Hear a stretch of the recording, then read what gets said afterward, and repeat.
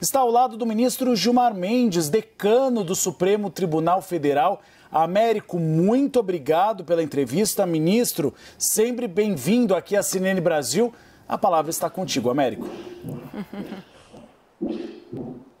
Muito obrigado, boa tarde, Uribe, boa tarde, Tainá, todos que nos acompanham. Queria agradecer ao ministro pela oportunidade.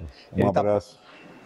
Ele está participando aqui desse evento, um evento sobre litígios de massa. Obviamente que nós vamos falar de vários outros assuntos, mas eu queria que o senhor falasse rapidamente sobre a importância desse evento, porque reuniu várias autoridades brasileiras aqui. Como sabe, Américo, nós estamos lidando com uma série de litígios de massa a partir desse episódio marcante desta ação que corre em Londres a propósito da responsabilidade das empresas brasileiras pela ruptura de barragens em Minas Gerais. Nós temos também litigância de massa na área da saúde, a chamada litigância na área da saúde pública e também da saúde suplementar. Nós temos as causas envolvendo também consumidores. Em suma, temos muitas questões que preocupam hoje o judiciário brasileiro. Não é por acaso que o Brasil também é um líder no que concerne a litigância. Nós temos 80 milhões de processos tramitando no Brasil. Por isso, esse tema foi pauta das discussões no âmbito internacional aqui em Portugal. Tainá e Uribe também tem questões. Ministro, a gente não pode deixar de falar sobre o indiciamento de Jair Bolsonaro, de militares. Tudo bem, ministro? Bem-vindo ao nosso jornal, nossos bastidores Tudo CNN. Bem. Bom, obrigado. Ministro, eu queria a sua avaliação sobre esse indiciamento, sobre o que traz o relatório final da PF, mais de 884 páginas, e jogando um pouquinho para frente a expectativa. Na sua avaliação, a partir da sua experiência, ministro, já há elementos suficientes para um oferecimento de denúncia contra o ex-presidente? O assunto chegou agora ao Supremo Tribunal Federal. Segundo se informa, houve um certo retardo porque as investigações tiveram esses desdobramentos finais que estão sendo sinalizados. E o relator, o ministro Alexandre, encaminhou desde logo ao procurador-geral Paulo Gonet. Como sabemos, nós estamos aí às vésperas do período de feriado, vamos chamar assim, do Judiciário, dia 20 de dezembro. Então, a minha expectativa é que, se houver denúncia, arquivamento, mais providências, que isso se dê entre janeiro e fevereiro, quando a vida volta ao normal no Judiciário. Ministro, olhando para esse cenário entre janeiro e fevereiro, o senhor considera que é possível que esse julgamento seja feito no Supremo Tribunal Federal ainda em 2025? Eu tenho essa expectativa de que deve ocorrer ainda em 2025, havendo denúncia formulada. Então, me parece que os casos principais devem ser julgados ainda em 2025. Uribe, posso fazer uma pergunta daqui? Claro, todo espaço, Américo. Ministro, eu conversei com o procurador Paulo Gonet hoje pela manhã, que também está presente no evento. Ele acabou de fazer uma apresentação aqui no evento, muito boa, inclusive, sobre essa questão dos litígios de massa. E ele me disse, mais ou menos como a sua avaliação, que é muito pouco provável que alguma coisa aconteça este ano e vai ficar para o ano que vem. Agora, pelo conhecimento que o senhor tem, nós estamos mais inclinados a uma denúncia? Eu acho que há dados substanciais de envolvimento de pessoas no alto escalão do governo e também na alta hierarquia militar. Conforme vocês têm noticiado, a partir desse bom serviço, eu acho, que prestou o ministro Alexandre ao retirar o sigilo das investigações. Do contrário, nós ficamos todos perplexos e sujeitos a muitas especulações. Acho que isso dá até tranquilidade para nós e para a avaliação dos próprios jornalistas especializados da imprensa e, claro, do público em geral. Então, me parece que há elementos substanciosos para uma avaliação penal do tema. Ministro, falamos não apenas de uma tentativa de golpe com provas robustas, em que a Polícia Federal apresenta gente de dentro do Palácio do Planalto, tramando o impedimento da posse do presidente, na época eleito, Luiz Inácio Lula da Silva, com muitos indícios de conhecimento de toda essa armadilha pelo ex-presidente Jair Bolsonaro. Não só isso, um ponto que agrava a situação do ex-presidente desses militares é o planejamento de morte, de execução do presidente Lula, do vice-presidente Alckmin e de um ministro da Suprema Corte. Como é que vocês acompanharam a revelação desse plano de execução e, na sua avaliação, qual é o nível de gravidade dessa revelação que a PF fez? Eu acho que a gente não encontra adjetivo para apontar a gravidade desses fatos. É como descemos na escala das degradações. É de tudo muito grave, tudo que ocorreu e que tem sido revelado. E de saudar também a profundidade e o trabalho sério até aqui apresentado pela Polícia Federal.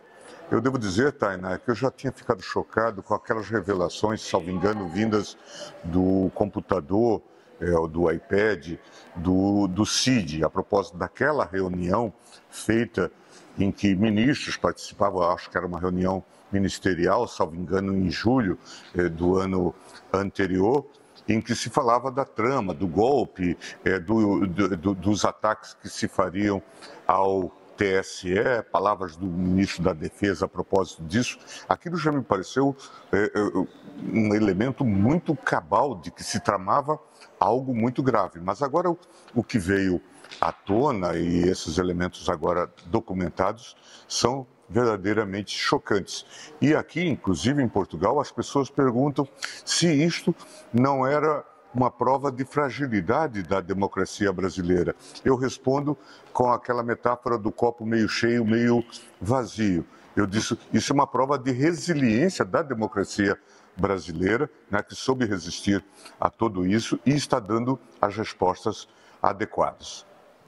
Ministro, eu gostaria de mudar um pouquinho o tema, mas falando ainda na esteira desse inquérito, que é a questão das fake news.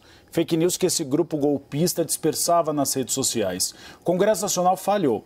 Falhou porque podia ter discutido o PL das fake news e não discutiu. O Supremo Tribunal Federal deu tempo para o Congresso discutir e não discutiu. O senhor acha que agora é o momento do Supremo Tribunal Federal se debruçar sobre isso e colocar algum tipo de limitação em relação às redes sociais? Esse tema, como vocês sabem, tem acompanhado, Uribe, Tainá, esse tema nós já vínhamos nos debruçando há algum tempo. E o TSE, porque tem que se ocupar com ele a cada momento, já tomou resoluções, tanto nas eleições anteriores, como agora nas eleições de 2024, já trazendo, por exemplo, abordagens sobre inteligência artificial, que é um problema novo que se coloca, um novo desafio. E agora nós estamos iniciando o julgamento. Ontem já tivemos o parcial voto do ministro Toffoli e na semana que vem vamos prosseguir com o ministro Toffoli, o ministro Fux, e certamente vamos ter uma abordagem que obviamente não afasta a decisão do Congresso Nacional. Poderá ser um provisório, uma decisão que venha dar lastro ao tema no contexto das fake news, do uso das redes sociais e dos seus eventuais abusos, até que o Congresso venha deliberar definitivamente sobre essa temática e trazer uma regulação mais completa. Ministro, então o senhor é a favor dessa regulação. Ontem, obrigado, Tainá. Ontem o ministro Alexandre de Moraes disse que já está mais do que provado, inclusive com a trama golpista, etc., que essa questão da autorregulamentação das big techs e das redes sociais falhou. O senhor acredita, então, que precisamos, de fato, ter uma regulação no Brasil e talvez até mundial? visto que são big techs internacionais? A gente vê essa evolução, né? Alguns países avançaram nessa questão. A Alemanha, inicialmente, a Austrália tem avançado nisso. Hoje tem notícias a propósito até de uma regulação mais enfática. A União Europeia está fazendo uma regulação. O presidente Lula tem falado nos fóruns internacionais que era preciso ter uma regulamentação mundial, mas não é um tema muito fácil de fazer, considerando todos os interesses em jogo, né?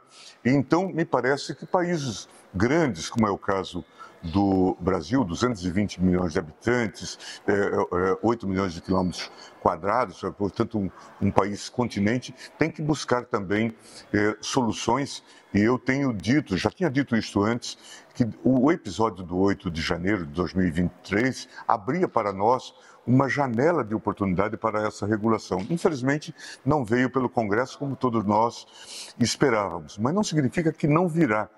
Mas nós vamos nos debruçar sobre isso e certamente vamos ter uma resolução a propósito desse tema, como já tem havido no âmbito da justiça eleitoral.